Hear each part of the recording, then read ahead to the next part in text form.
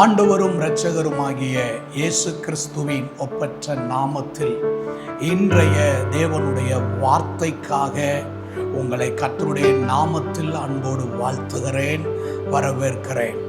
இன்றைக்கு நாம் தியானிக்கும்படி தெரிந்து கொள்ளப்பட்ட வேத பகுதி அப்போஸ்தலரின் நடபடிகள் 13வது அதிகாரம் 22வது வசனத்தினுடைய ஒரு பகுதி. தாவீதை என் இருதயத்திற்கு ஏற்றவனாக கண்டேன், எனக்கு சித்தமானதை எல்லாம் அவன் செய்வான். நாம் ஆண்டவருடைய இருதயத்திற்கு ஏற்றவர்களாக மாற வேண்டும்.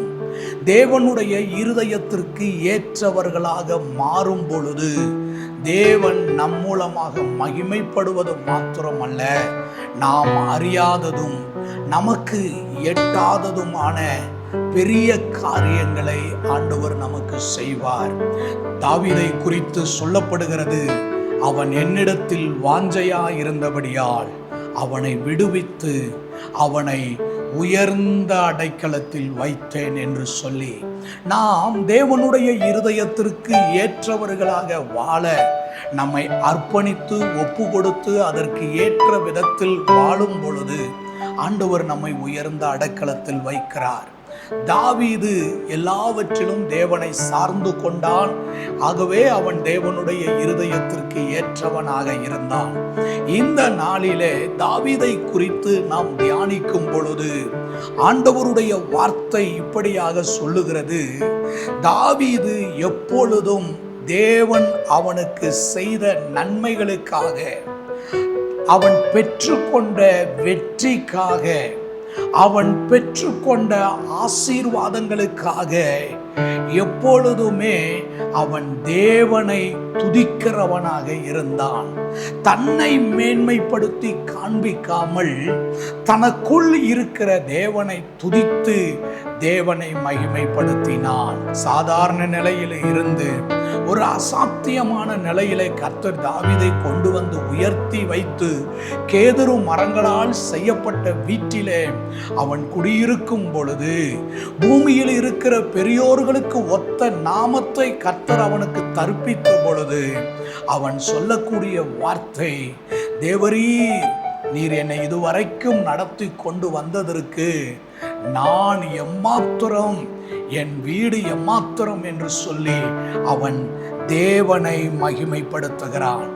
சங்கீதம் 9 முதல் வசனத்தை அங்கே ஆண்டவருடைய வார்த்தை சொல்லுகிறது, கர்த்தாவே என் முழு இருதயத்தோடும் உம்மை துதிப்பேன், உம்முடைய அதிசயங்களை எல்லாம் விவரிப்பேன். தாவீது தன் வாழ்க்கையில் பெற்றுக்கொண்ட எல்லா வெற்றிக்காக அவன் தேவனை துதிக்கிறவனாக, முழு இருதயத்தோடு துதிப்பவனாக, ஆண்டவருடைய அதிசயங்களை கீர்த்தனம் பண்ணுகிறவனாக, ஆண்டவருடைய நாமத்தை கீர்த்தனம் பண்ணுகிறவனாக, ஆண்டவருடைய அதிசயங்களை அவன் விவரிக்கிறவனாக தன்னை குறித்து வெளிப்படுத்துகிறான். சங்கீதம் 34வது சங்கீதத்துல தாவீதினுடைய வாழ்க்கையில ஒரு பெரிய இருண்டு போன நிலையில, சங்கீதம் 34 தாவீது அபிமெலேக்குக்கு முன்பாக வேஷம் மாறி தன்னை ஒரு பித்து பிடித்தவனாக, தன் வாயிலை நுரைத்தள்ளினவனாக அவன் துரத்தப்படுகிற அந்த நேரத்துல கூட அவன் சொல்லக்கூடிய ஒரு அற்புதமான வார்த்தை, கர்த்தரை நான் எக்காலத்திலும் ஸ்தோத்தரிப்பேன், அவர் துதி எப்போதும் என் வாயில் இருக்கும். ஆண்டவருக்கு மகிமை உண்டாகட்டும். உயர்வு வந்த பொழுது மாத்திரமல்ல, தாழ்வடைந்திருந்த நிலையிலையும், சத்துருவின் கைகளில் ஒப்பு கொடுக்கப்பட்டிருந்த நிலையிலையும், சத்துருவாலே துரத்தப்படுகிற நிலையிலையும் அவன் தேவனை துதிக்கிறவனாகவே இருந்தான். தேவனை துதித்து மகிமைப்படுத்துகிறவனாகவே இருந்தான். ஆண்டவருக்கு ஸ்தோத்திரம்.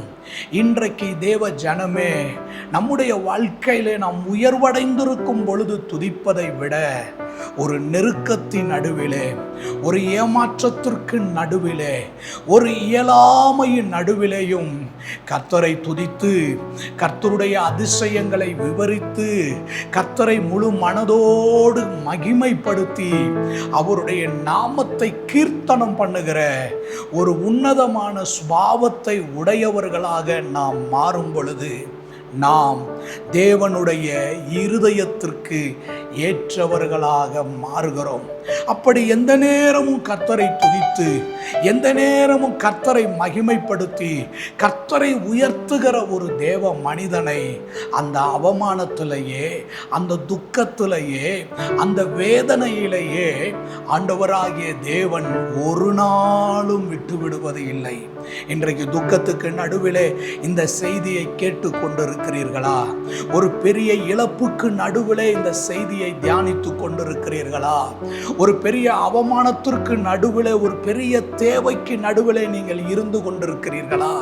இப்பொழுது நீங்கள் செய்ய வேண்டிய ஒன்று, உடனே கர்த்தரை மகிமைப்படுத்துங்கள், உடனே கர்த்தரை துதியுங்கள், உடனே கர்த்தரை ஸ்தோத்தரித்து ஆராதிக்க ஆரம்பியுங்கள். நீங்கள் தேவனுடைய இருதயத்திற்கு ஏற்றவர்களாய் மாறிவிடுவீர்கள். உடனே நீங்கள் தேவனை மகிமைப்படுத்துங்கள்.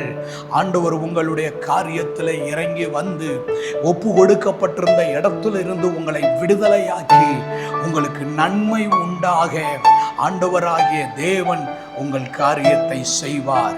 34வது சங்கீதத்திலே அபிமெலேக்குக்கு முன்பாக வேஷம் மாறி துரத்தப்பட்ட தாவீது, கர்த்தரை நான் எக்காலத்திலும் ஸ்தோத்தரிப்பேன், அவர் துதி எப்பொழுது என் வாயில் இருக்கும் என்று சொன்ன தாவீது 10வது வசனத்திலே சொல்லுகிறான், சிங்க குட்டிகள் தாழ்ச்சி அடைந்து பட்டினியாயிருக்கும், கர்த்தரை தேடுகிறவர்களுக்கோ ஒரு நன்மையும் குறைவுபடாது.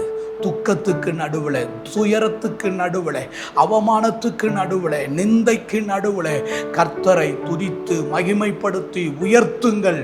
நீங்கள் உங்கள் வாழ்வில் ஒரு நன்மையும் குறைவுபடாமல் நீங்கள் திருப்தி அடைவீர்கள். தாவீது கர்த்தருடைய இருதயத்திற்கு ஏற்றவனாக மாறினதற்கு அவனுக்குள் இருந்த ஒரு சுபாவம், எல்லா நிலையிலையும் அவன் தேவனை துதித்து மகிமைப்படுத்துகிறவனாக இருந்தான். இந்த நாட்களில் நாமும் கூட அப்படிப்பட்ட சுபாவம் உள்ளவர்களாய் மாற, வாழ தேவனிடத்தில் நம்மை ஒப்பு கொடுப்போம். ஆண்டவர் நமக்கு அந்த கிருபையை தந்து நடத்துவாராக. அன்பின் நல்ல ஆண்டவரே, இந்த நல்ல வேலைக்காக நன்றி சொல்லுகிறோம்.